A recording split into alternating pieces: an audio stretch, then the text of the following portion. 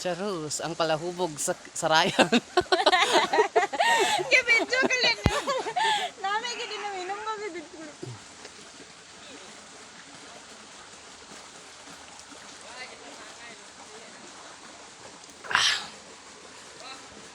Bagyo, ubos ka kitay! Tamis. Mainom, matunga. Punta ko ay nagalisulod. Tungab ka mga kulang pasakon. Silaw malang unta to pero nahinaykan ba? Maubos na. Maubos si Rodron. Yan yung ano, yung nagkuha ng tawag nito tuba. Umaakyat ng niyog. May ulam na ako. Si Uncle Normie Agarcio. Ang tatay ni Melanie Joy Agarcio. Nga lulo, Nate. Sino to? Ano kay pangalan mo ka? Nalipat ko sa imo? Selvin J. Ni Selvin J. Ayan, si Talyad. Day, day, day. Talyad the third. Day. Uy. Hindi siya padlock out. Why nagainom si GR kay gasuka-suka na siya ka mag-inom tando sang kuan. Gasuka-suka na siya mag-inom sang tuba. Ha? G. Hindi na para sa imo. Nagkat-kat ng duha nga mananggiti Hindi na nga. Kagaling-galing ba? Future mananggiti ng sarayan. Pero kita lubot niya kay white shorts. Saka kabe? Hindi makita si kuan ah.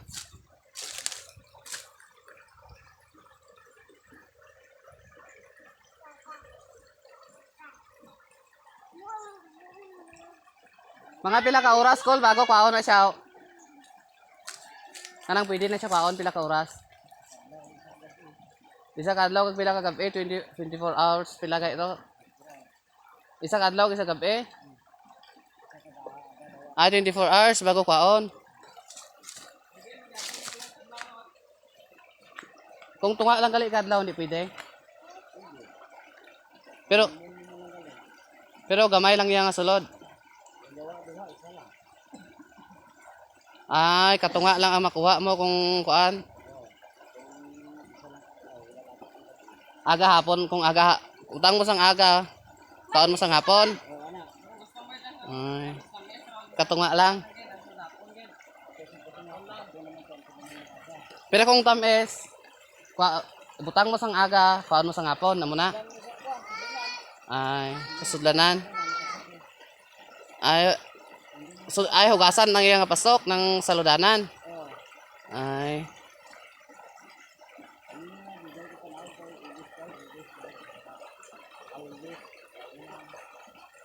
Od eh. Ay, gadala kagali isang bag-o nga pasok. Para tamis gid siya. Ang uban nabi kay do ang tuba na mismo ang ginahugas nila no.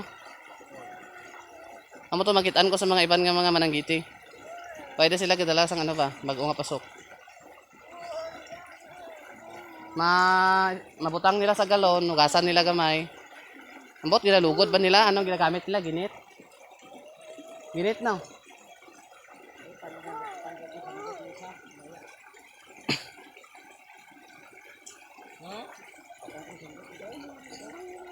Ay, ara sa piyak puno ka. Si JR ha, dunggoy man ni magsaka. Ano mo tay? Nakalimutan niya daw yung ano, yung tawag ito, sanggot. Ano tawag gani sina Panday? Tong daw kaan ni sanggot. Sanggot niya gani. Sanggot sa lubi. Naiwan dito oh. Umaakit na daw siya ulit. Natagalog na siya guys. Natagalog siya kay. Talaga ba? Ang init-init. Ay, ang galing niyang kukyat oh.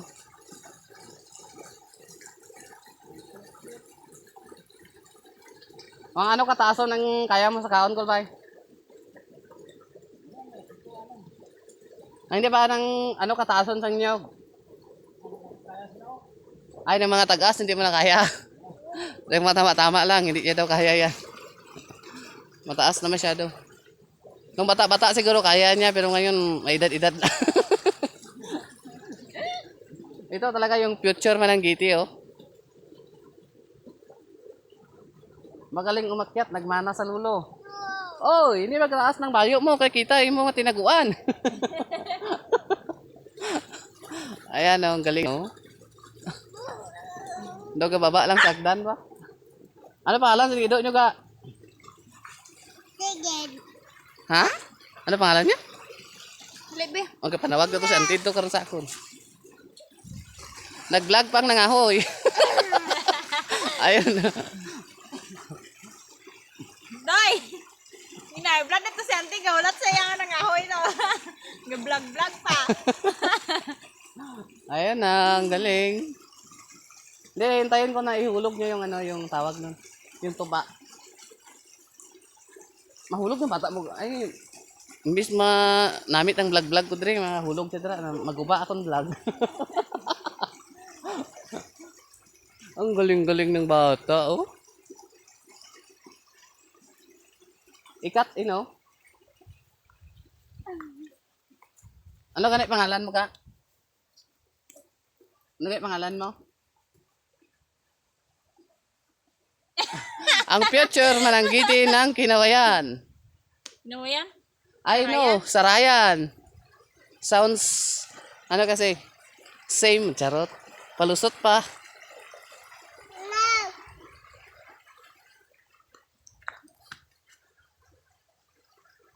Ito Mananggiti naman.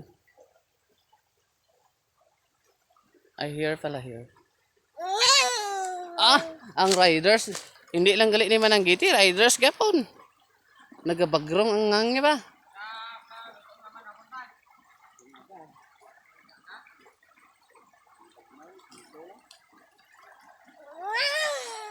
Ah, gabagrong ba? Mga ilang puno? Pila ka puno ang ano mo Dricol? Ilang puno? Ay, limang puno yung kanyang, kinukuna ng tuba. 1, 2, 3, 4, 5. Ayun, ang ikalima. Kailangan niya pang dumaan dito sa kahon ng palayan para makarating doon. Pero itong 4 is magkakatabi lang. Yan.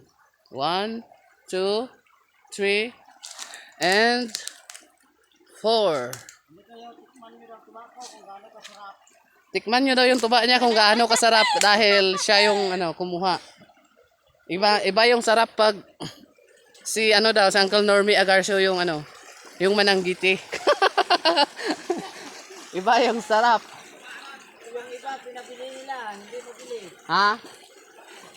Hindi pa nakukuha yung tuba dito is naka-order na. Naka-reserve na. Kasi kung dali yung sindahan, Yung iba daw hindi daw mabili kasi hindi masarap pero pag siya daw yung Mananggiti or nangunguha ng tuba, sold out agad, hindi pa nakukuha. Ganun daw siya kagaling. Ganun nga. Itong tuba, ay happy kong ibitin-bitin mo, hindi nagaling. Kinahulat ko pa naman. Ayun lang yung nakuha niya sa isang puno. Kalahating medyahan ng galon. Kung minsan, marami din. Hindi daw pare-pareho, minsan marami yung tuba. Hangin kung gabi, kunti lang. Pag mahangin daw sa gabi, konti lang. Sinasalin niya na sa malaking galon. Ano yan? 5 litro? Oo. 5 litrong galon. Ano na kayo, tikman nyo. Halina daw kayo, tikman nyo daw kung gaano kasarap yung kanyang tuba. Yung tuba, ay yung ginamit nyo na salaan is sirang na lang. Tawag nito kulambo. Pero yung mga traditional na mga nakikita ko dati, is yung ginagamit talaga nila is nasalaan is yung yung ginit. Yung ginit ng lube. Yun. Kaya lang ito, pagpailan kasi lang dyan sa baba. Pang final na yun para siguradong walang sapal-sapal na matitira. Ayun. Fight na tong buwan dito. Je. Sante dito ba? Ito yung pang-apat na puno na kanyang aakyatin. Yung pang-lima nandun sa kabila. Lahat inilagyan niya ng ano ito, tawag nito, yung twine na tali para pag marami siguro yung laman, hindi siya mahirapan na ibaba. Kaya kailangan niyang lagyan ng tali. Ito naman yung alalay niya, yung kanyang magandang anak. Alalay. Siya yung sasalo doon sa galon o kukuha. Diba? Kung na pag damo, kailangan italian mo na lang. Pag gamay, okay lang. Sinang live mo ay ano ron, vlog mo. Hindi ah. Ganun talaga, ito lang buhay sa probinsya. Yun, sinasalin niya doon sa itaas yung yung tuba na nakuha niya doon sa may pasok. Pasok ang tawag diyan, 'di ba? Yung yung sahuran. Yung sahuran pasok, nagkukulay siya, kulay pula. Anong pula? Pula tawag sina? Ay kulay orange dahil doon sa nilalagay nila na tungog. Yun yung pampakulay. At pampasarap daw kasi pag walang tungog, ang kulay ng tuba is puti. Kulay puti siya. Bakit maasim? Hindi yung sa amin dati matamis naman. Hindi kasi kailangan maintindihan tayo ng ating mga viewers. Yung mga Ilonggo nakaka-adjust yan, yung mga Bisaya nakaka-adjust sila. Pero yung mga Tagalog na pure o yung taga-ibang pag nanonood sila sa atin, hindi nila tayo maintindihan. Kaya kailangan natin mag-adjust. Tinatawag na yata ako doon sa taas.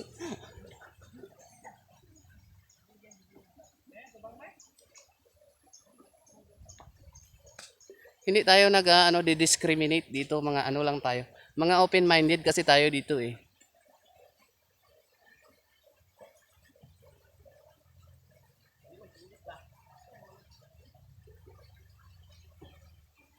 Ayun yun ganun ang paglagay ng pagkatapos niyo makuha yung tuba, ibabalik niya yung lalagayan. Kailangan niyang tabunan or lagyan ng pandong na yung pandong na nilagay niya is ginit na parang walang butas, yung bago.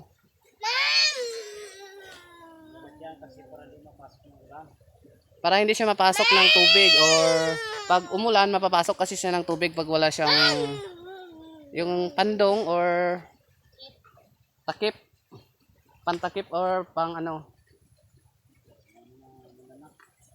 at hindi siya mapasok ng mga insekto na yung lumilipad-lipad.